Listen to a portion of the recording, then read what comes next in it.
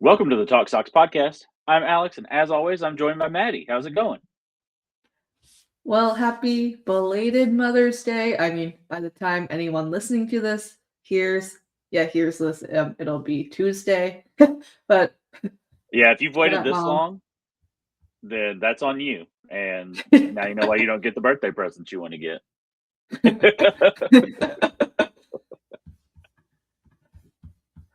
It has Well, been a week for the Red Sox, but a fairly quiet week, which has been somewhat enjoyable for me. I can't speak for you. yeah, I don't know. The team is just fading into oblivion. It's so interesting because I think there may be one other week this season that the team has scored more runs than they've scored in the past week. Um, from last Monday, the 5th, into the 10th, the team actually plated 26 runs. Okay.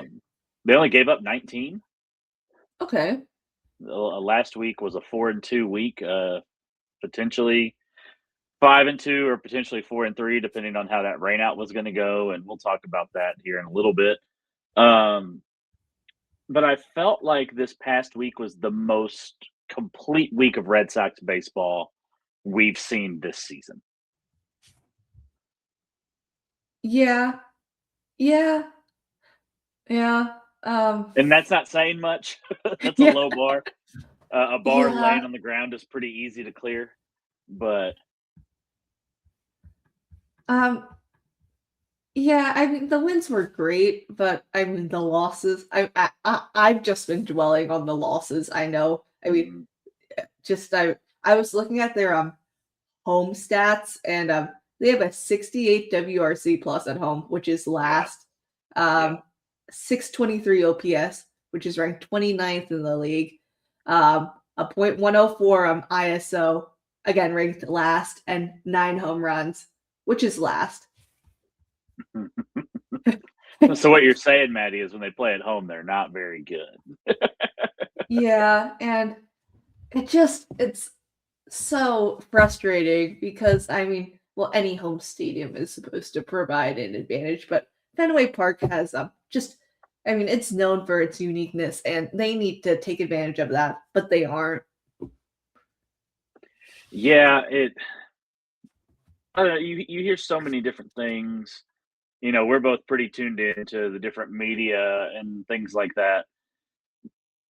There's been a lot made about the weather in Boston to the start of the season. I feel like the weather excuse only goes so far because the other team is also playing in the same weather when they're playing Mhm. in Boston. It's not magically 80 degrees and sunny when the Yankees come up to bat, and then, you know, 20 degrees and blustery when the Red Sox come up to bat. So I feel Mhm. like, and part of me hates to be this way because, like, I'm kind of, we're homers, we're giant fans of this team. That's why we do what we do. You want to look for some kind of light in the darkness, I guess. But I feel like the weather excuse is just pretty, at this point. It's the middle of May. Yeah, it's cooler in Boston, but other teams are hitting home runs at Fenway Park. Junior Caminario, that home run to dead center in game Mhm. one of the Rays series, it didn't leave the field of vision for the cameras. It was just a dead red line drive to dead center. Um, so if he can do that, and I mean he's a prolific hitter, the likes of which we don't really have on the Red Sox, but if he can do that, so can other people on the Red Sox. So I feel like the weather excuse isn't anything that's holding water at this point. The end of March, beginning of April, sure. Now we should be past that. Yeah, I mean, well, I also May in Boston is like the best time to visit. I mean, just shoot. Now what shoot, what's the name of the one drive? Is it Boylston? Is the one of the most famous streets in the city? But the trees like line up and they're blossoming. It's just really pretty to walk Oh down. yeah, yeah, Yeah, not yeah. too hot, not too cold. I mean, summer in Boston is ridiculously hot for I mean a city right on the water. But anyway. Right. the Southeast Missouri summers get pretty swampy around here, so I think that I'd probably Mhm. trade that off and risk it in Boston if I had the opportunity. Um, One thing that really kind of surprised me this for a couple of games this past week, and we'll start with the Tigers because that was the series that kicked off last week. Um, that I can't believe that they played through the amount of rain that they played through to the point when it got put into a weather delay. If you were watching the game on TV, you heard OB and I don't think it was Lou. I don't think Lou was in it. I think it was maybe Middlebrooks. Lou and yeah, it was Listening a Middlebrooks. little. Um, and they were like they're putting signs, like they're putting images on the scoreboard telling fans to seek shelter in the concourse. Why are the players still on the field? That was So that was funny. crazy. It was all like I thought watching Peyton Tully pitch in that was awesome. Mhm. Um, I think that if he wasn't a professional baseball player, Peyton Tully would be a professional wrestler. He just has that personality. Mhm. I adore him. I am such a big Tully guy. I hope that he works out well here in Boston. I'm very glad.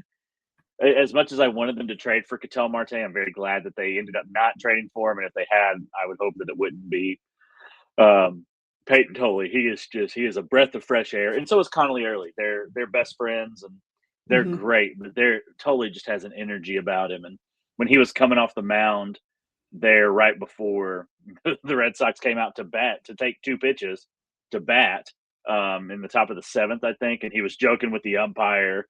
I think you could read his lips, and he was like, "If I had something, you couldn't even tell at this point. It's so wet out here." Um, I thought that was crazy that they played through it, but I'm glad they did. That really kind of sparked what happened for the rest of the series. Obviously, we haven't had a chance to talk about the Framber Valdez issue in Game Two.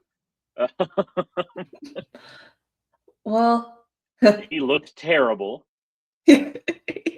yeah, he did. Was it Just 5 home runs, 4 home runs? was a lot, and, the back-to-back. Yeah, and Wilson pimped it.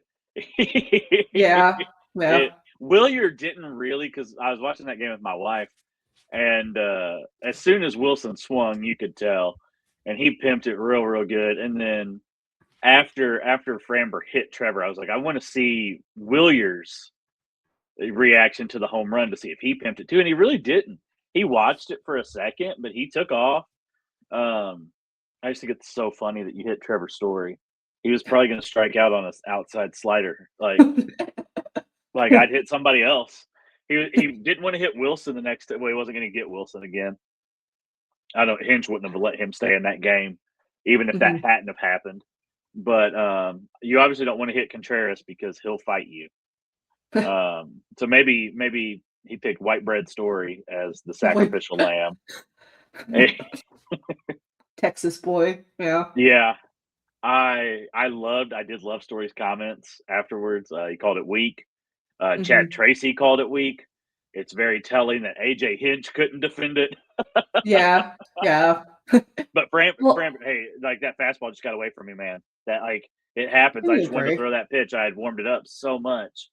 It was the first four seamer he had thrown all season. Yeah. Well, and then did you see the photos from the fight where everybody like, he's standing far back and all of his He's teammates are. behind the mound. Yeah, it's so embarrassing, and I don't even think Story wanted to fight either. No, I don't think Story wants to do much of anything if we're just being perfectly honest with each other, including play baseball. Um, I'm back. I'm on that so hard again this year. But the funniest thing to me is Framber in his post game was like, "Oh, it was an accident. It was an accident." All this stuff.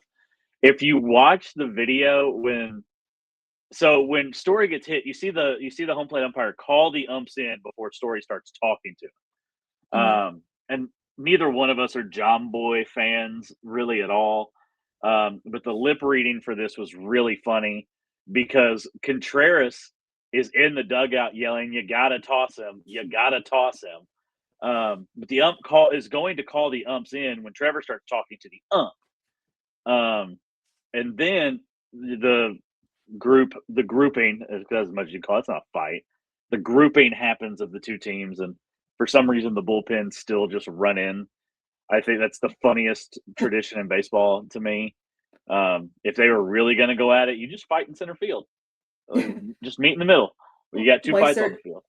Weissert leading the pack out of Yeah. the bullpen. Maybe he'd break his hand and can't pitch for the rest of this season. But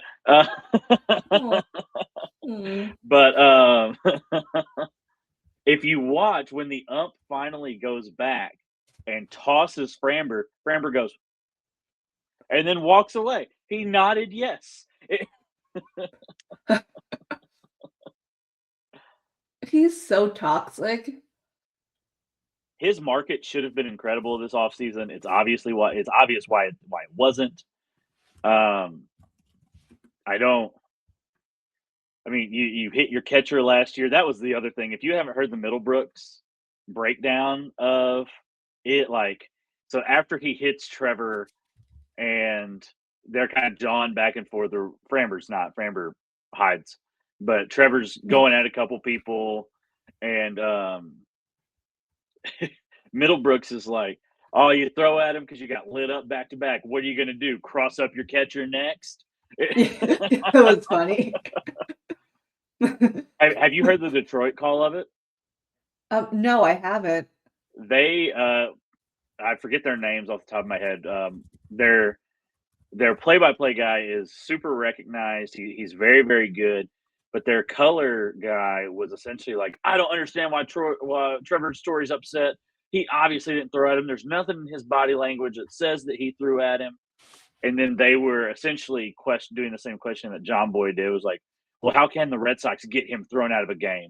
If you're going to demand people get thrown out, you just have anybody thrown out. It's really weak arguments.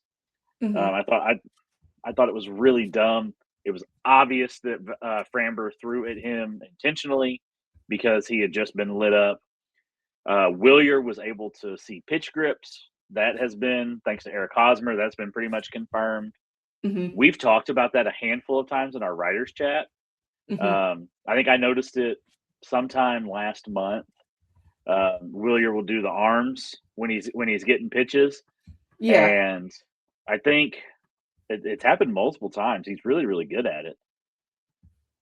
I said that I wish that we would just be as blatant with it as the Yankees are because it gets in pitchers' heads. Mm-hmm. Like when you've got them standing at second, flashing the fastball sign and doing everything, like it's obvious what's going on, and it really seems to mess with people. So lean into it. Yeah, especially, guys like Framber Valdez. If you can mess with them, you should mess with him. Yeah. I had somebody talk about the sanctity of the game, and you shouldn't be doing stuff like that. It's legal. If it's legal, do it. As long as you're not using a lot like an Apple Watch, I think it's okay. Or a trash can. Yeah.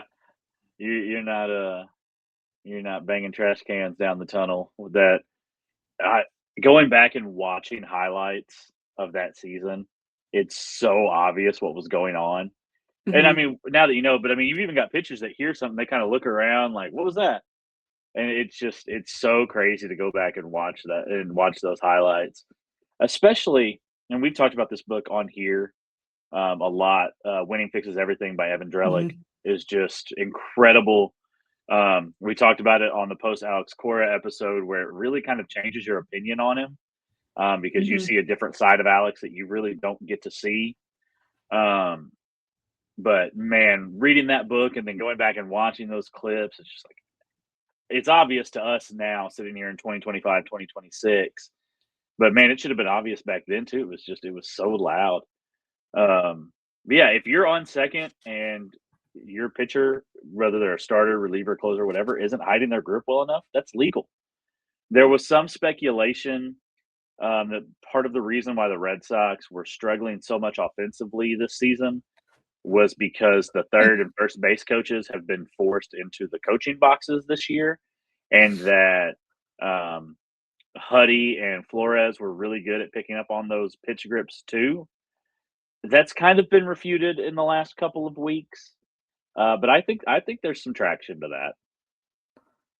Yeah, just from I mean, the offense was bad before, and I don't wanna say that I mean, it's yeah, just now it's anemic still. You Yeah, you can't really pinpoint why it's so bad. Well, actually, you can. There's no power bat in the lineup, but no, anyway, but just no, yeah. I mean, you also would think that major league ball players would just be able to recognize pitches regardless of sign stealing or where the coaches are in the coaches box, or right, whether or not they're limited to standing in the coaches box. yeah. It. I don't know. I don't. I think there's maybe a little bit of credence to it, but like you said, they're professional baseball players. I know it's drastically different, but I do like the PA and sound for our high school team, and I can pick those pitches up in the press box. Mhm. They Yeah. like I know you can pick them up. You can pick them on the field too. Like, and yeah, I mean, high schoolers around here at least aren't throwing mid 90s and and then offsetting it with like an 86-mile-an-hour curveball, and that does happen in some high schools, but it's not in my part of the state. Mhm. Um, is it Jim Edmonds' son is playing high school ball in St. Louis, Okay. um, and we played them last year, and it was like a major league team playing a bunch of little leaguers. It Oh, was private school. They can recruit, all that good stuff, yeah. but they were just an absolute. I think the game lasted 2 innings, and they got run ruled. Like it wasn't. It was incredible to see Jim Edmonds' kid. Like, and Yeah. he's a monster. Went to the same high school that Mark McGuire's kid went to. Okay. Um, Same high school that Albert Pujols' kids have gone to. Like, if you play baseball and you're associated with a professional ball player in any way, you go here. Um, I think there's a couple Cardinals that are hosting like camps at that high school over the summer. Um, so that aspect of it is really cool, but we don't get that level of baseball in my part of the state unless we play teams like that. But I mean, I can see a curveball, I can see a fastball. Like, um, professional baseball players should be able to do the same. Yeah. So game 3 of the Tiger series, there's not a whole lot there. Um, Brian Bayo looked really, really good in game 2. This has not been a positive Brian Bayo season. He came in as the bulk guy after an opener, Giovanni Moran. Um, and I think that's the plan during the Philly series as well. Tracy Mhm. just hasn't committed to an opener yet, to which one will open. But Bayo threw 7 innings, 7 strikeouts, 1 walk, 1 earned. Um, he looked really good, and when he got in trouble, he didn't melt down like he has done for most of the season. I was impressed by what I saw, and I'm a certified Bayo believer. That's trademark pending. Nobody can steal that. Uh, I really want the best for him, but as listeners of this podcast will know, readers of the website will know, I advocated to trade him during the offseason, just because I didn't quite believe that what we saw in 24 and 25 and the back half of 24 was repeatable. Maybe it is. Maybe he has to work in that bulk role and come in, in the second inning instead of the first. Maybe there's just something there with him this year. We'll find out. We'll see it again in this Phillies series. Um, but before we get to a Phillies preview, obviously there was the Rays. Um, Thursday night was is that the Jake Bennett start? Yeah. He didn't look great. 4 earned. Yeah. The Red Sox kind of stayed in it until Greg Weissert and Ryan Watson doubled up the runs and allowed 8. I don't understand how Ryan Watson's still on this team, especially Yeah. when you've got Tommy Canley floating around in Worcester when he opted to come back. Um, Um, he does have another upward mobility clause that expires on June 1st. So something's got to happen here. it's frustrating. Yeah, I don't know. I mean, Watson's story was cute at the beginning of the season, but just after all these starts, it's like, okay, I mean, maybe he'll be like the Sean Newcomb of this year. He did play for the A's. Hmm. Huh. That's crazy. But yeah, I mean, I would, yeah, literally anybody else other than Ryan Watson. Like when I Yeah, see him, like when I see him like come in the game, I'm like, if he's oh, warming in the bullpen, you know that Tracy has given up on whatever's going on the field. Same Cora was the same way. mhm. When you saw Watson in the pen, it was like, okay, game's over. We're done. I think, and I know nothing um, with everything that's gone on with Jaron Duran in the past 48 hours and people talking about injuries. I don't necessarily want to put this out in the world, but I think that there may be, and they're not hoping, but I think that they're maybe hoping for an injury to Watson at some point so they can stash him on the IL for the rest of the season and not have to give him back. And that's when that spot would open up.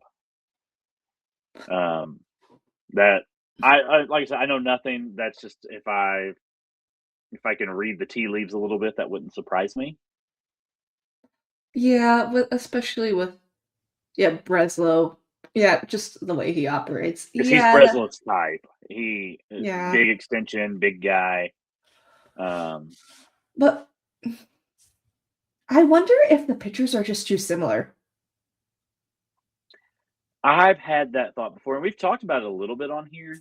Hmm. Um, Specifically, we talked about it at the end of last season when in the wild card series, or towards the end of the season, where Tolley would come in out of the pen behind Crochet, Hmm. and they're essentially the same pitcher.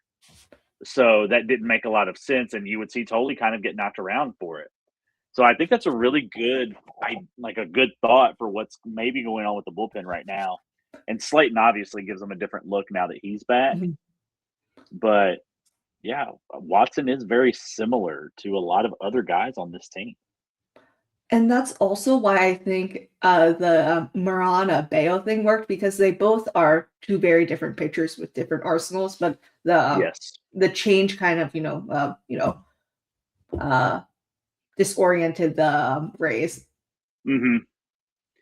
Um, yeah, Watson does have a very similar profile to most of the right-handers on the team. There's nothing that really, and I don't have the numbers in front of me or his pitch mix in front of me, but outside of his extension, there's not a whole lot that's different from what's already out there. And I think that's a pretty valid reason. Um, yeah, with The the race Tigers, sorry, here, yeah. the Tigers. Um, that Friday game of the Rays series was a lot of fun. They shut out the Rays. Mhm. Connolly early looked great. We had 7 innings, 8 strikeouts. Um, Obviously, if and when Johan Oviedo is healthy, I see no way that he comes in back into the rotation. I figure we probably won't see him at all again for the rest of the season. Mhm. Um, he has been shut down from all baseball activities for at least another 2 or 3 weeks until his elbow is reevaluated. Um, Lou Merloni tweeted this, and I'll pull the tweet up so I can get it right. Um, Let me find old Loomer real quick. But he was talking about, and Cal Raleigh is 0 for 34 right now. Well, last season seemed like a little bit of a fluke, but I mean, it was a I thought start. so too. Yeah. Mhm. I really thought so too. Um, that was the first thing that popped up on Twitter when I just opened it.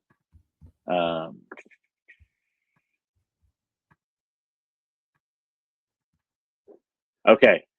Merloni said this was on May 6th, so 5 days ago. Samaniego for the password was a nice trade.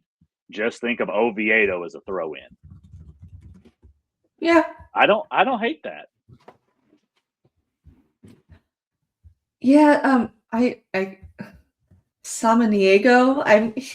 He's not that bad. I mean, He still hasn't allowed an earned run, has he? he hasn't, and I mean, well, his expected ERA is a little, higher, Yeah, but I mean, he's yeah. outperforming his stats. I mean, good for him. And that tweet caught some flack because it's like it was the number 3 prospect in your system and da da da. The password was never getting called up here ever, Mhm. unless Roman goes down, Duran goes down, Rafaela goes. Unless we have multiple outfielders injured, he was blocked everywhere. I think he worked at first base at one point last year to try to keep him in the system. Uh-huh. And by all accounts, that didn't go well. So I don't have a problem with the trade. Like I say, if you like Lou said, if you think of Oviedo as the throw in, I think that it makes a lot of sense.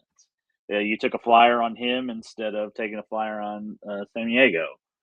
So I guess it's all about perspective. Um, and I touched on it a second ago, but Justin Slayton being back is huge for this bullpen. They're Mhm. taxed, they're overworked. He offers a drastically different look than anything else in the bullpen, which is great. Yeah, I mean, you need deception. I mean, you can't just, I mean, if all your guys throw the same stuff, then like, oh, hitters know what to expect. Yeah, there's no guessing, there's no nothing. His curveball looked really, really good in that Sunday game. He Mhm. was activated on Saturday. Obviously, they didn't play on Saturday. The game's rained out. It's rescheduled to kick off the second half of the season with a doubleheader now on July 17th. So that's going to be fun for everybody. Uh, to me, that's just so crazy to me. To open up the season, the second half of the season with a doubleheader, but I'm not the schedule maker. I'd have played a double on Sunday. Yeah. Well, yeah, especially with today off. Huh. Now, the Rays did not have today off, Okay. but they were just flying to Toronto, so it's not a far flight. Um, Mhm. it's pretty quick, I think. I've never flown Like an from Boston to hour. Toronto. Yeah, but I imagine, yeah, I was thinking about 90 minutes, maybe 2 hours at the most. Um, and I assume the Rays don't fly on rinky-dink airplanes, so Well, the team is cheap, so you never know. what there was some graphic floating around from a couple years ago where it showed every team in their private jet, like if you're into airplanes, and the I only remember that, yeah. yeah, um, I kind of want to find it now. Uh, 'Cause I thought it was mm, very interesting, because it shouldn't have been. yeah, it should have, but It should not have been interesting. whoa, the Rockies have a Boeing 757. Okay, um, good for them. Uh, where are the Rays? Oh, they have a 757 too, but with Delta. Okay. Okay. And I think the Red Sox at the time had a Delta flight too, um, which I've Yeah. always thought was so interesting considering that JetBlue is the official sponsor of the Boston Red Sox. That they apparently don't really fly with JetBlue that much. I've always thought that's interesting. But we are starting another series of cross league play, interleague play. I I feel like they've played more National League teams than American League teams this season. Um, Mhm. I'm going to hand it to you since you live in Phillies country, and we'll talk about this little brief Phillies preview before we get into the good stuff. Well, the Contreras injury isn't good stuff, but the final two things, if you're watching the YouTube version, there's some topics to discuss. Um, so yeah, the Red Sox get the Phillies starting on the day that's posted on Tuesday. So, I mean, for anybody following baseball outside the Red Sox, the Phillies have also had a not so great start to the season. They fired Topper and replaced him with Don Mattingly. His son is his general manager. I think that's the first time that's ever happened in baseball. It's It's an kind of interesting weird. dynamic. Yeah. Yeah, I mean, I think I would be on a power trip if I was my dad's boss, but anyway. Oh yeah. Oh, Yeah. without a doubt. Wheeler, I mean, he has historically been a really good pitcher late in his career. He's really found his stride, Mhm. but I his fastball velocity is down a little bit coming back from his thoracic outlet surgery, something weird with his heart.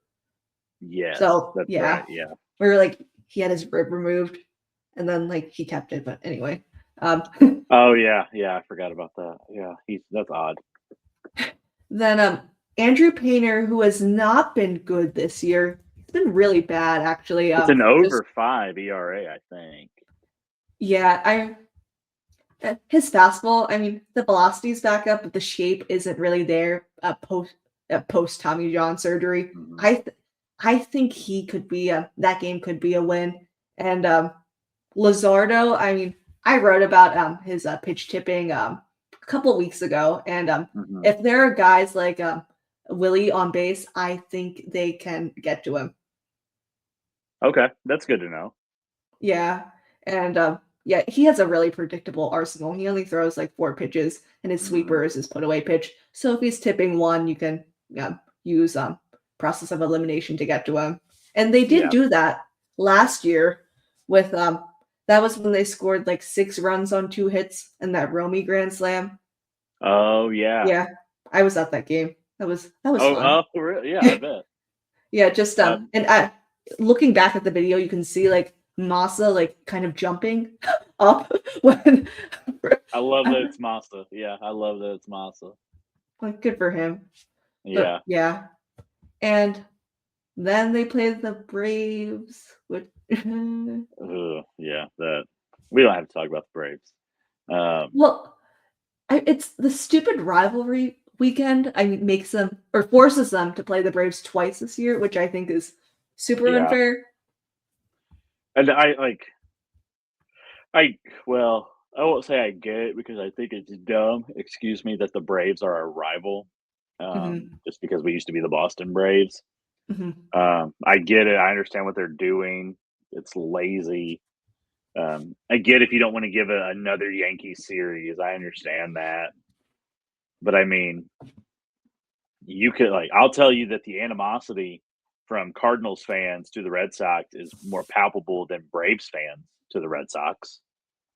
Um, I like. I not that I ever like feel weird in Bush wearing Red Sox gear, but I will tell you that every single time I show up to Bush with any kind of Red Sox anything on, and usually even if I'm going to non-Red Sox games, I at least wear a Red Sox hat because typically if I'm going to Bush, it's going to see Xander or Mookie or somebody that Hmm. has been affiliated with the team. Um, the first thing out of their mouths is something about 2004 as soon as they see it. Yeah, yeah. And then I always go, well, what about 13? They're like 2004 hurt worse. I was like, well, that's a team of destiny. So I don't know what you want to do about that. They're like, well, what about 13? I was like, well, that is the second team of destiny, I guess, because that was the year of the bombing Hmm. and everything. So, like, yeah, we were unbeatable twice, and it just so happened that you guys got steamrolled both times. But there's real animosity when the Red Sox come to town, and it's nothing crazy. Like they're not throwing stuff at players or anything like that. It's enough for Jaron Duran to give somebody the middle finger in left field. Um, and he was probably glad that the dugout camera was the only camera that was working that game. Uh, but I saw it. Uh, but I mean, if you want to talk about a rivalry weekend, that I think makes more sense. There's semi recent history there. Yeah, yeah. I mean, none of the. I mean, well, they wanted the Mets and Yankees to play each other just for New Absolutely, York, yeah. but Same then thing. it just Cubs and White Sox play each other. and but then some of them are kind of weird, like the Marlins and the Rays. I don't think I like, even though they're in the same state, like towards the southern part. I really don't think they like care about each other that much. Not one bit. No, I don't think the Rays care about the Marlins at all, unless they're trading for Sandy Alcantara. Um, that's about it. I think that's the only way the Marlins are on the Rays' radar. Mm-hmm. Well, Pete Fairbanks went from the west to the eastern side of the state. I did think that was really odd. Yeah. I don't know how he's doing this year. I've watched zero Marlins baseball, and I will watch zero Marlins baseball until they play the Red Sox. I assume that he was signed to be traded at the deadline for a haul if his numbers look good. So you gave a brief rundown of the Phillies starters that we'll see. As we talked about with the Red Sox, they're going with an opener in Game 1. Brian Bayo to come out of the pen. Game 2 is Sonny Gray. He looked okay in his first start, not spectacular. He hasn't looked really spectacular at all this season, but he's been serviceable. And then Game 3, as long as everything goes according to plan, is Ranger Suarez, who will get to face his old team. And he, at the moment, things can always change, but at the moment has avoided an injured list stint, thanks to that hamstring that he kind of took himself out of the game with. So yeah, I think a series win is possible here. I agree with you, Maddie. I mean, the Phillies also don't have like a right-handed power bat that really scares. Well, they have Adolis Garcia, but I mean, he's kind of fallen That's off a feast or cliff. famine, yeah. Yeah, since like what they won in 2023, the Rangers. Yeah. Yeah. So yeah, I'm not too scared of him. Like yeah, Alec Boehm too. Did you see how he wasn't wearing any pink for Mother's Day? I was just about to bring that up. Yes. Good for him. Yeah, I mean, yeah. Well, when your parents embezzle money from you, I don't Millions think of dollars. Yeah. Yeah, if you don't know Mhm. that story, go read it. It's crazy. They're saying that he's being lied to and all this other stuff. He seems to know what he's doing. Yeah. He seems to be pretty on it.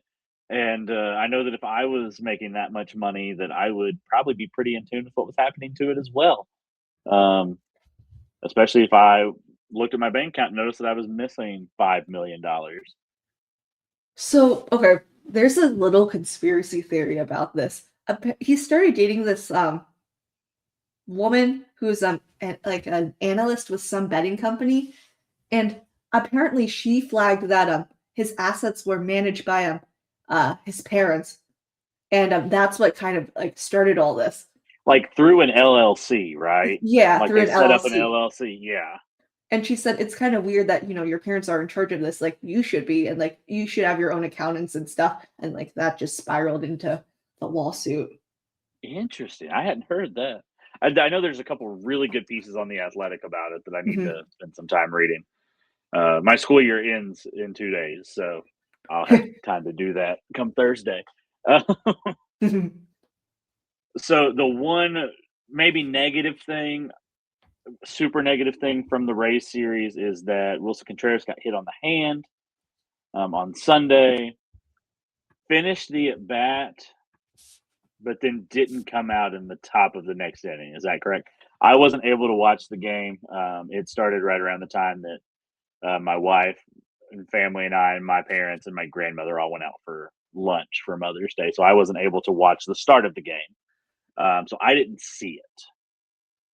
Yeah, I was like kind of listening on the radio, and yeah, I mean it hit his hand. Then yeah, he completed the at Billy bat. McWilliams said that it hit right where the hammock bone should be, which has Yeah. been like there's been an epidemic of hammock bones breaking this year, or hamate, or however you say it. So hopefully, what Chad Tracy said, I shared it in the Slack earlier today. It was through Cotillo, friend of the podcast, Chris Cotillo. That's always so fun to say. He said, as I understand it, Red Sox are cautiously optimistic on Wilson Contreras' hand injury and will reassess when he arrives Tuesday. As of now, there's at least a chance he plays tomorrow against the Phillies, but it's a read and react thing. As we know with the Red Sox, and as NBC analysts sometimes want to say, the Red Oh, Sox maybe are hiding injuries. Who knows? That dude, I think he's got. I don't remember his name. He has a lot of respect in the baseball world. He called Roman Anthony a flop in that same thing, so that just kind of discredits, I think, everything else that he had to say.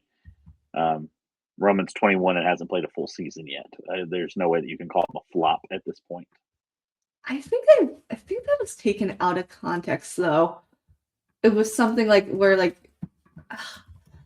I saw it on Reddit. I mean, what? Okay. Uh, okay, I can't find the comment. But anyway, yeah, I mean, do we want to talk about the Duran? The Duran, Sure, yeah. the latest controversy. The big thing with the Contreras injury is that he may be back on Tuesday. He might end up on the IL, depending on what they see in the scan. Yeah, we can talk about Jarren Duran. I've got time for that. So, okay. Michael Holly, who is apparently a pretty big deal in Boston with NBC Sports. Okay. He wrote for the Globe, the Chicago Tribune, the Akron Beacon Journal, and the Plain Dealer. Primary newspaper. So solid resume. Yes, good resume. And just he made a comment, I mean, about the Red Sox. I mean, so like here's the quote. I understand why all teams do it, but let's just be honest. All teams lie. They lie about injuries. They just do. Tell me a forthcoming organization in the city when it comes to injuries. They just don't. So when the Red Sox did it, like, why are we doing this? Why are you playing games with us? This is an unnecessary lie. We know you're lying. Stop it. He's day-to-day. No, he's not. And then Chad Tracy doubling down. Oh, he's going to be on the IL on the shorter end. No, he's not, Chad. No, he's not.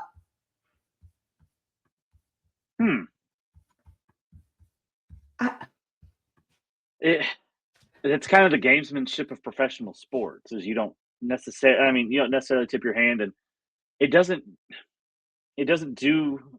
Yeah, do I think that teams lie about injuries all the time? I think that they manipulate. That's one way they can manipulate service time. I think that there is a shady aspect of it, but in baseball, you can make it retroactive. So yeah, he's on the 15-day, but they made it retroactive by like 4 days, so it's only 11 days. Like, I think they're reassessing tomorrow. I know that he hasn't been like able to swing or anything, but I believe that they're doing like swing test and bat grips and stuff tomorrow. That was the last thing I heard. So I don't think, especially with Roman Anthony, I don't think they would lie about his injury.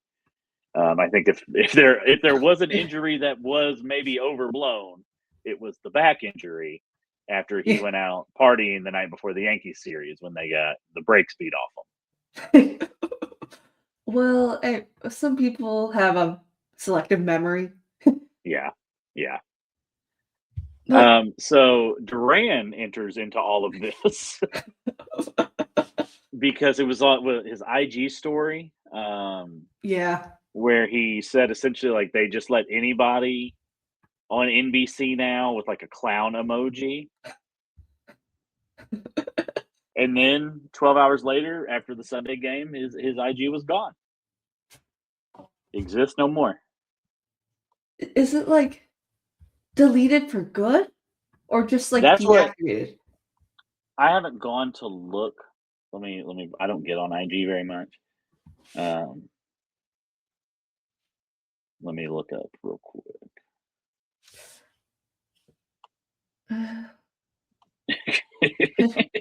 When you start to search, you can tell people are like trying to find the story because the top search on there was Jarren Darren, Darre. Oh, no.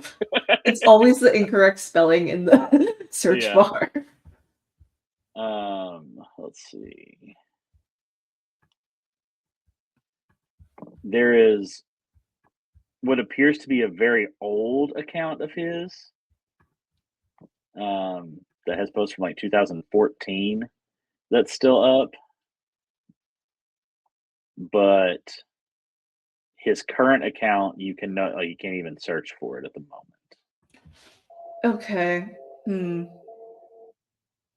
Well, I don't think that the Michael Holly dude is like, I mean, Duran kind of equated him to like Steven Smith of ESPN.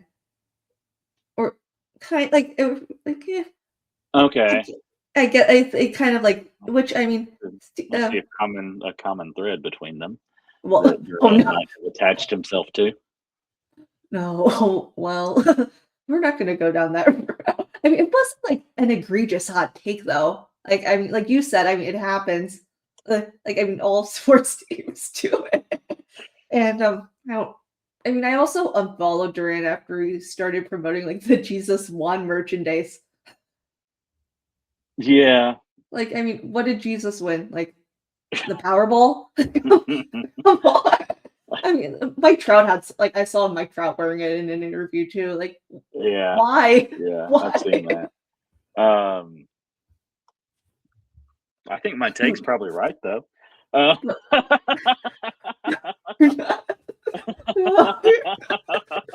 Oh no. Oh no. Well, just saying. uh, Uh, yeah, he's made um, other things pretty known. If you yep. can, Yep. That it wouldn't be a shock. what, um, But uh, well, we can I don't know. now throw. Well, There's a phrase that I'm not going to say because it is insensitive that could be easily used to describe Jaron Duran. Um, the maybe being off social media will help him. We talked about this a little bit in our writers chat. Apparently, he deleted his Instagram at one point earlier this season too. Maybe it was after he gave the double bird to a fan in Minneapolis. Who knows? I didn't know that he had deleted it. I unfollowed him after the incident with the homophobic slur. That's mhm. just not anything that I want to support, obviously. Um, so that's kind of when I started to distance myself isn't the right phrase because I'm in no proximity to Jaron Duran, but um, that's when I started to kind of pull back of my support from him. I guess you could say, and so I didn't know that he deleted his Instagram until it started popping up. Um, I think that he is way too locked in on what people think of him. Um, we've talked ad nauseum about Jaron Duran on this podcast. I don't want to rehash everything. Um, but he's 29, almost 30 years old. At some point, you have to grow up, even if you are a grown man paid to play a kid's game, which is what he is. And I commend him for being so open and forthcoming with his mental health struggles. And I believe that Jaron Duran has saved countless lives doing that. Like I fully believe that. But buddy, it's time to grow up.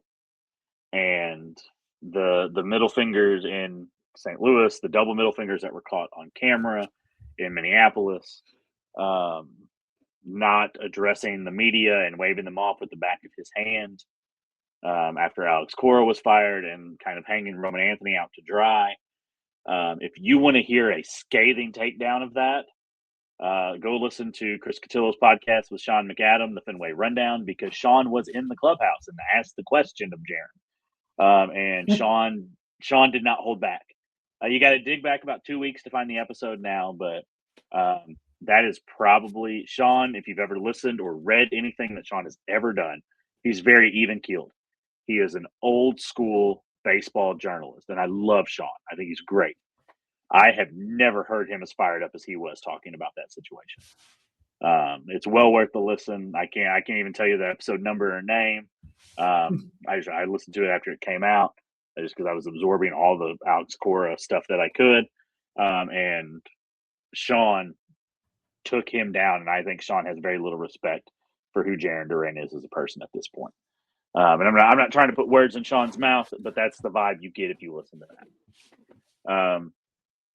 But yeah, well, if you're going to call a recognized journalist a clown and compare him to Stephen A. Smith, who is, from what I understand, in talks with the WWE to do something at SummerSlam, and like Stephen A. Smith is an entertainer. Stephen A. Smith is no longer a journalist. He is not a reporter.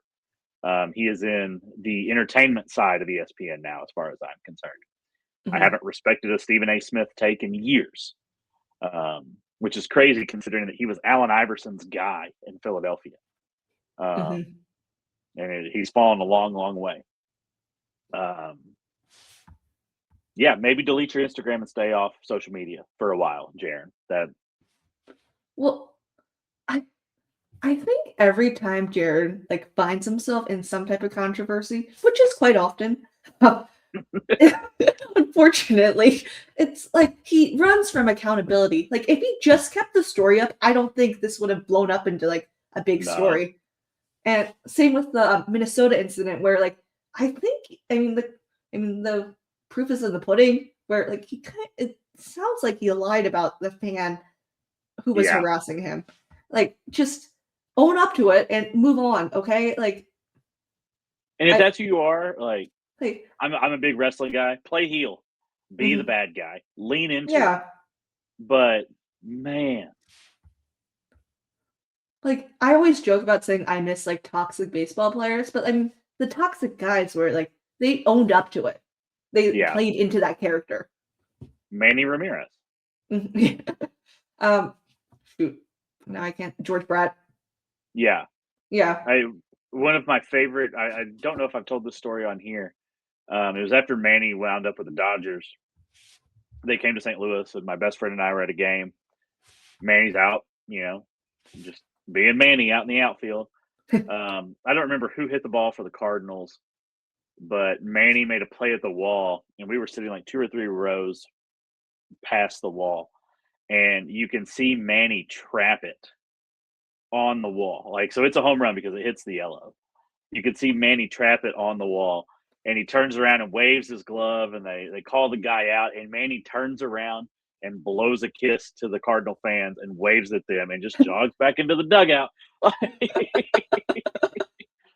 And that's Manny. Like, that's just Manny being Manny. Um, but yeah, like I said, play the heel, be the bad guy. Don't be the bad guy that uses homophobic slurs, but be that asshole. That's okay. So there's this guy that I've been seeing when I occasionally log on to TikTok from my laptop. I deleted it from my phone because I was spending too much time on it. Where he studies the psychology of athletes and he says the best ones have like two personalities. One is, their normal self where, they're nice, not competitive, but then they're like, whether they're on the field, on a rink, on a racetrack, where like wherever they are, Right. they become like basically a jerk where like Yeah. their competitive self is different. Like, they're not afraid to step on somebody's toes. Like they just want to win. And I don't think Duran does that. No, I think that what you see is what you get with Jaren, Hmm. and that's just who he is in his daily life. Um, I don't know. I've beat this drum for going on 2 years now. Um, neither Chaim Bloom nor Craig Breslow have been able to do anything about it. Um, I hope that come the trade deadline this year, Jaren Duran is no longer on this team. He needs to be somebody else's headache. And boy, oh boy, do I have an idea. Because Well, there's a team on the West Coast that needs to shed some salary, and well, let's stop psychoanalyzing Duran and get into some mock trade packages. I mean it's the middle of May. Why not jump into the trade talks? That's about how the season has gone. I will tell you that as much as I would like to see Duran go to the Giants, that's not the team I'm talking about. Well, we can start with the Giants. Yeah. So let me. Do you happen to have the tweet? I have the well, I almost said his nickname, Bob Nightingale article. I also almost said his nickname. Yeah. If you cut, I stopped. Um, Um, so yeah, was it Saturday when the news, the Tassenbaum broke that the the Giants were trading Patrick Bailey to the Guardians for these are Bob's words, not mine, quote unquote, left-handed fringe prospect Matt Wilkinson, and their first round competitive balance pick in this year's draft, 29th overall. I was about to say that's what 29th. Fringe. Like the subtle jab. Anyway. Oh man, Bob is as subtle as a brick to the face. Yeah. Then he goes on to say the Giants would love to unload outfielder. It's not Dutch. Jung Hoo Lee. Yeah. Willie Adames. Rafael Devers and Matt Chapman and start over. He also mentioned Robbie Ray, who will be a free agent after this year, Mhm. and they'll listen to offers for Logan Webb. Logan Webb has been garbage this year. Yeah. Ray has been their best pitcher. Craig Breslow has the opportunity to do the funniest thing in the history of Boston Red Sox baseball, and that is trade back for Rafael Devers and have the Giants pay half that salary. Who would you include in that package? I think he'd be in Boston for the next 3 or 4 years if he did that. I really do. But it's the coup of the century. I've always thought. I mean, I know Devers isn't like doing well this year. I mean, you always wonder if like he would be like he'd be playing above average, if he was like still in Boston. Yeah, like legitimately, what I would try to do if this was the path, I would try to figure out a way to trade for Devers and Willie Adames, who is also not having a good season. Because you know who Willie Adames' best friend is? You're muted. I didn't hear that. Cora? Wilson Contreras. Oh. They're very close. Okay. Okay. So bringing in Devers and Adames for Trevor Story plus Duran plus whatever you want to do there. You're swapping bad contracts. Story's contract is up after next year, so it's not a huge hit for the Giants. You could probably get them to take all of Story's contract while still paying down some of Devers' contract and maybe a little bit of Adames's, depending on what you want to throw in. I think that Adames has a higher ceiling than Devers does at this point in their respective careers. But I think that would be very interesting. But no, the name that I circle in San Francisco is Chapman, who is also not having a good season. Yeah, I like Matt Chapman. I think his story is really cool. If you, I always trade for him on the show. Every franchise I start, I trade for Matt Chapman. He'll give you good defense. So can Caleb Durbin, but I think his bat has. I think his bat has a higher ceiling. He's shown he could play in the AL East well. Yeah, and just I think he's a leader, which the team needs. I mean that would be his big selling point. Well, he also is a local kid to the Giants, so I could see him not wanting to leave. But I mean, when you go from Devers to Bregman to Caleb Durbin to Matt Chapman, potentially it's a roundabout path to get there, but you wind up with a Gold Glover again. Yeah. That really would be the only name that I would circle there. I mean, Robbie Ray's been good. I don't think that he fits Breslow's pitching ideas. His type. I really like what's his name, Birdsong. Mm-hmm. I know he's not the shiniest prospect anymore. I think he's actually in their AAA. Hayden Birdsong. I think he's playing in AAA right now. Let's see, MILB. Oh, he's injured. He's on the 60 day. I knew I hadn't seen him in a while. He just had Tommy John surgery at the end of March, so he's out for the season. I like him though. I think he's a good. I mean, he pitched well against the Red Sox last year. I think you work some deal with Chapman and Birdsong, see what you got. I do think it's interesting that they were willing to talk Bryce Eldridge last year and now they're not. I think it's incredibly short-sighted that Craig wouldn't pay part of Devers' contract to get Bryce Eldridge.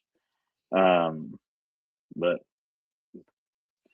I don't know. I don't think that Tony Vitello is long for San Francisco, and I wonder if Buster Posey is either. Because man, the deals he's made have been swings and misses. I feel for him. I mean, he's going to the Hall of Fame, but I mean, his Pobo GM career has not gotten off to a good start. I think that it does, as dumb, like not dumb, but like as weird as this may sound, like I think that it shows that you don't have like you can be an effective Pobo and not have played the game really probably ever. When you Mhm. look at everybody thought Posey was going to be so good at the Pobo position because he was a catcher and he understands the game so well, and the levers that he's pulled have not been good. Um, I mean, you can say what you will about the Devers trade. I still agree with the trade. Like in principle, the return obviously wasn't great, considering none of that. Well, Jose Bayo is still in the system, but that's the only person left from the deal.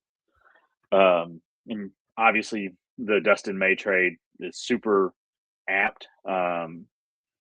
The Kyle Harrison trade will take a while to pan out.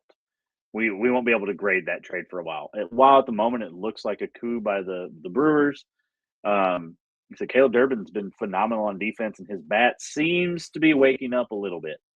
I There think, are flashes. yeah. When we talked to our friends over on the Brewers side of things, they assured us that we would love Caleb Durbin once he figured out how to hit at Fenway. So hopefully he figures it out pretty soon. But I think the bigger thing, and it just came out today, we both went to send it to each other at the exact same time. Is how you know we need to be hosting a podcast together. This is from SNY. The tweet says, if the Mets hope to save their season and they attempt to do it at, quote, any cost, they'll have to get creative. Could one option be targeting a veteran around the sport who looks uncomfortable with their current team? What about Trevor Story with the Red Sox?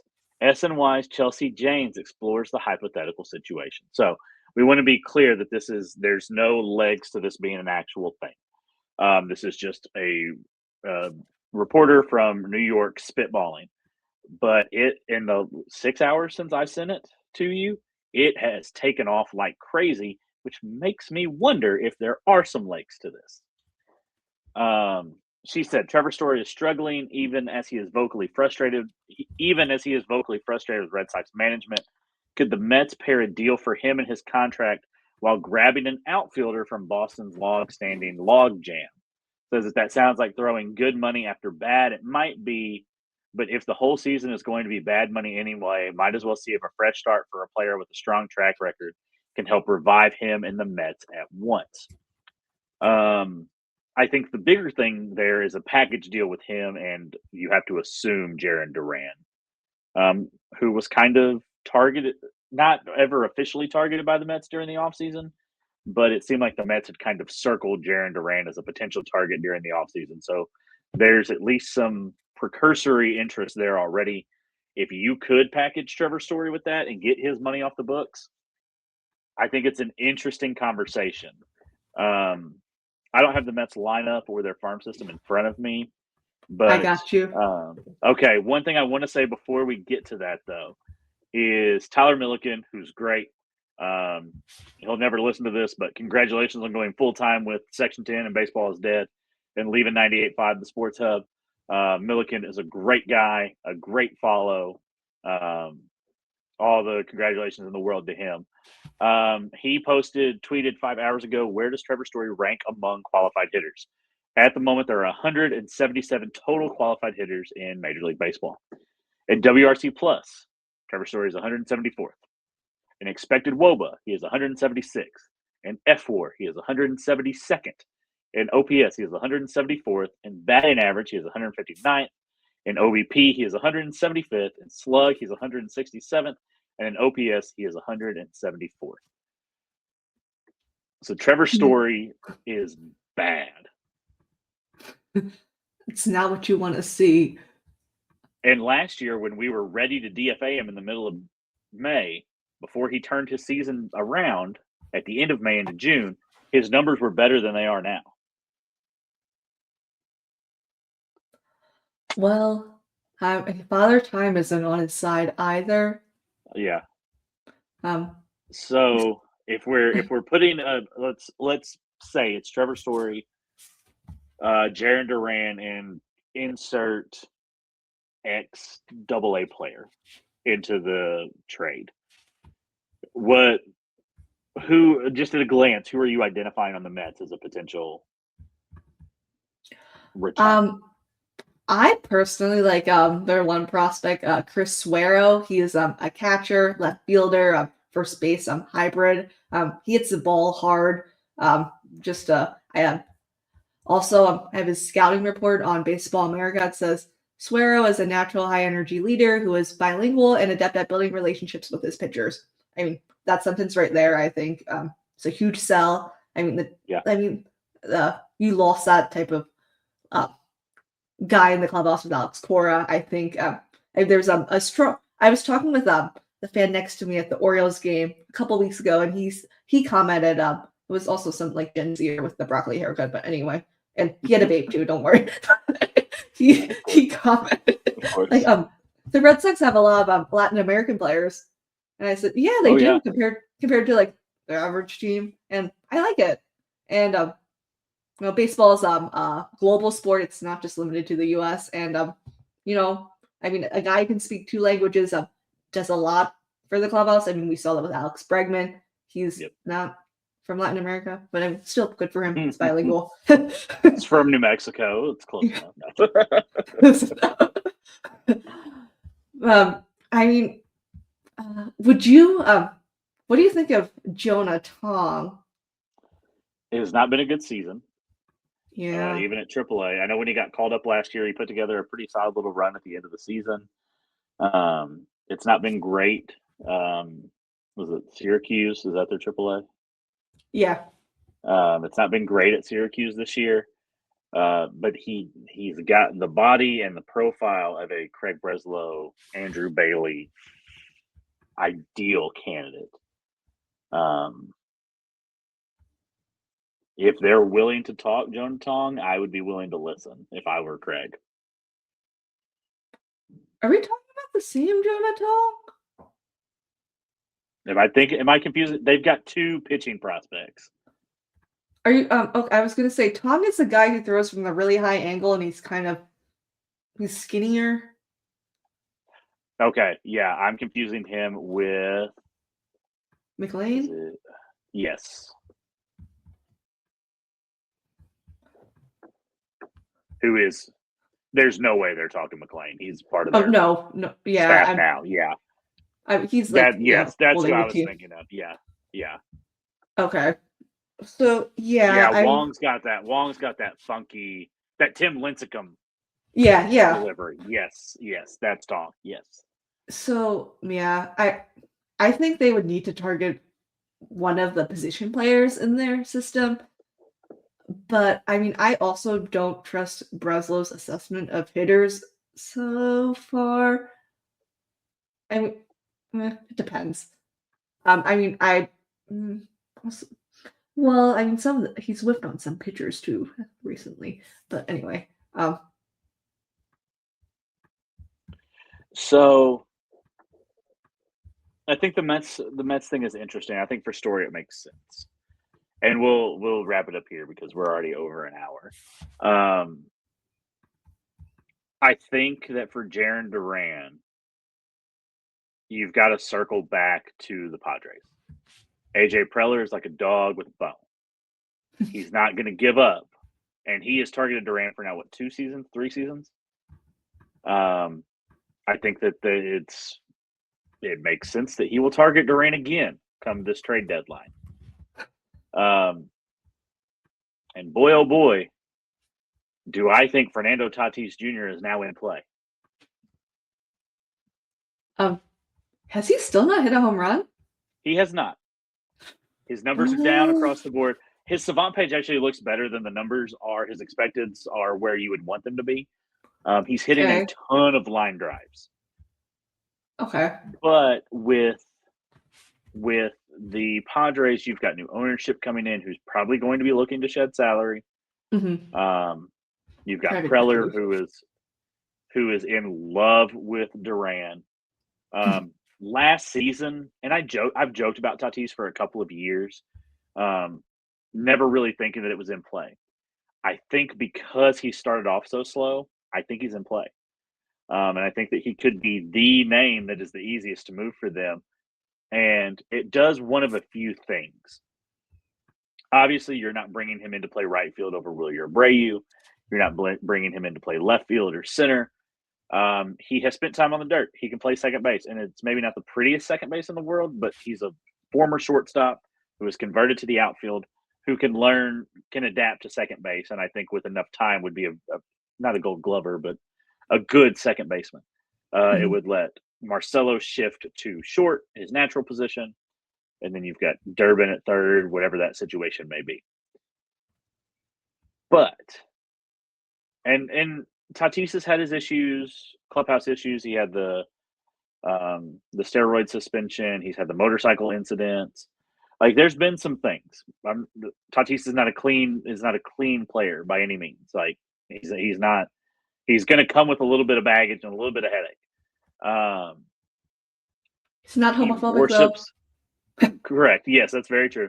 And he worships the ground that David Ortiz walks on. That is his idol. That is the man that he has patterned himself after. There is not a player on this team that I think could say that about David Ortiz. Was it 2 seasons ago where Ortiz was like, I walk in the clubhouse at spring training and people don't even talk to me? That's David Ortiz. That's so sad. Is Tatis a natural leader? Probably not. Does he have a big personality? Absolutely. And he wants to play under the bright lights. And there are very few brighter lights than the Boston Red Sox. It's too early for us to start running trade pieces. That won't start till I assume probably the end of the month. But I'm going to stump hard for Fernando Tatis until he's either traded or taken off the market. I think that he makes far too much sense in Boston. I think that his swing is tailor-made for Fenway Park. And I think that he would bring a level of confidence and swagger and vibes that this team doesn't have at the moment. Him sitting in the dugout with Wilson and Cedon and Wilyer, like that's, I don't know. Maybe we end up with Tatis and the Blue Jays keep falling off and we can end up with Vlad Jr. too. And I would just be the happiest boy in the world. And all my dreams would come true. But I think Fernando Tatis is in play. Obviously, I have no connections to anybody in San Diego. I know nothing. That's just a hunch. AJ Preller loves Jarren Duran. Fernando Tatis makes a lot of sense for the Boston Red Sox. Maybe figure out a way to get it done. Yeah, I wouldn't say no to that. I mean, yeah, I think he's also grown from his past as you'd hope people would. And he's only 27 too. I mean, he's young. I mean, he still has like people forget how young he is because he signed that deal so early. Yeah. And he had his breakout seasons when he was so young. And now he's a little older. And I mean, I think the versatility is huge in case any other injury would come up. I mean, you can throw him in the infield. I mean, I think he could play anywhere but first. I mean, competently. Probably. And I think he could even learn to play first. I don't think it would be that big of a deal. Yeah. It's just a waste of his defensive abilities. So, I mean, I wouldn't be opposed to it. And especially with the private equity group that bought the Well, I think it's kind of like the Celtics purchase where it's like there's one dude who's the spearheading it, and then there's a Yeah, private equity group behind him. yeah. So you'll have the owner as the person, but yeah, his funding comes from a private equity. Um, the one thing Craig Breslow has showed us is he's not afraid to make trades early in the season. The Quinn Priester deal was in the middle of April last year. Obviously, he traded Devers on Father's Day, which is in the middle of June. But he's not waiting till the deadline. I don't. Jared Carrabis on the most recent episode of Section 10 was very careful. He's like, I'm not going to name names. I'm not going to say who I've been talking to or what I'm hearing or anything like that. He was like, but there's a sense that I get that the Red Sox are looking to do what is being referred to as the reverse Devers, finding a team that has a player on a contract that they're no longer happy with, getting them at a cheaper rate to bring them in to help jumpstart the team because of just how bad the AL is this year. There are two teams over 500. The Red Sox are like, 2 games back of a wild card spot, and they have a significantly losing record on the season. And they're 9.5 games back of first place in the AL East, but they're 2 games back of a wild card spot. 1.5 now. Yeah. Moving up in the world. And they didn't even play today. I see no reason why you don't swing a deal for Fernando Tatis. Obviously, you don't bring in Manny Machado, Xander Bogaerts. As much as I'm wearing a Bogey jersey right now. As much as I would love to see Xander back in Boston to end his career, he's not a needle mover at this point. You're swapping Trevor Story out for Xander, who's better, but at the same time, like almost just as limited. If he comes back to Boston the Padres are eating all of the deal, whatever. Sure, great. But Fernando Tatis, I'd kick the tires on that, and I'd kick them real, real hard. And if the Padres are going nowhere, I'd have to ask about Mason Miller too. Whoa. Who's the team giving up for all those? I think that you ask. You send Chapman, who's on a very manageable deal. If we're talking Mason Miller, yeah, I would include a Tolley or an early. I think you have a conversation around Arias. Yeah. Witherspoon, maybe. Ionison, absolutely not. I think that kid might be in the majors by the end of the season. Yeah. Man, Anthony Ionison looks great. And we don't do a lot of prospect stuff on here. He is must-see TV when he's starting baseball games.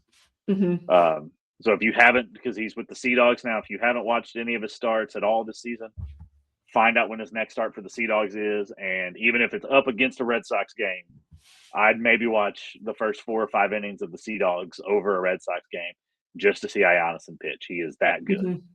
And I'm not kidding. I think he'll be with the team maybe by the end of the season. September. Yeah, he moved up quicker than Peyton Tolley did last year. And Tolley was with the team in August? And that was injury and late August, early September. Yeah. But if he keeps this trajectory up, you can't keep him in the minors. Especially if you're making a push for a wild card or somehow the AL East title. After you trade for Fernando Tatis and Mason Miller. But yeah, that's I'll tell you right here, you've heard it first here on the Talk Sox podcast. My circled target at the trade deadline this year is Fernando Tatis. Mine's Shohei Ohtani. Have you seen Dodgers fans returning on him? Yeah, okay, no. As a huge fan of Shohei Ohtani, I have to say he's made it very clear he wants to win a Cy Young this year, and he's focusing on that. His hitting, his hitting has gone down the drain, obviously. But you look at his ERA, it's insane. And you know what? Good for him. Hey, when you're going up against Paul Skeens, you've got to focus on pitching more than you're focusing on hitting if you want to win a Cy Young. Exactly. Like I it's do. a I think it's tough. crazy that Dodgers fans are like, he's not even trying anymore. He's a guaranteed strikeout. It's nuts. Just And like absolute your bananas, roster, cuckoo, crazy. and their roster is so deep. Like I mean, his bat is well, any team would die to have his bat in the lineup. But I mean, there's depth, unlike the Red Sox. Yeah, yeah, yeah. It's different if he's playing in Boston and doing this, and but yeah, yes, Shohei is target number one, and if that can't happen, let's pivot to Fernando Tatis. So we're pushing an hour 25 now, so we'll wrap this up. We joked when we came on that we thought this would be a shorter episode because there hasn't been a lot to talk about in Red Sox world, and here we are pushing over an hour 20. Are you working on anything right now, Maddie? Not at the moment.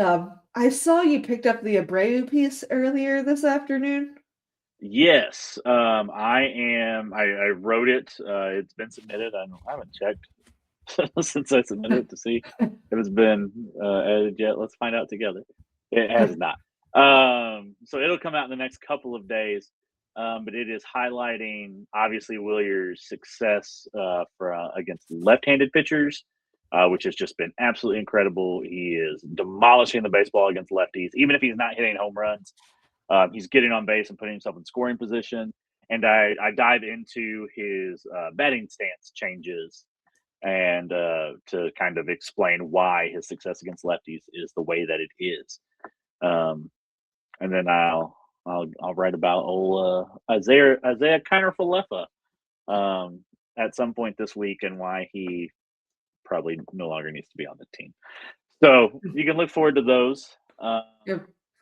Be on the lookout. Just like I say it every week because it's true every week. We have great writers here at Talk Sox who are putting out some incredible content.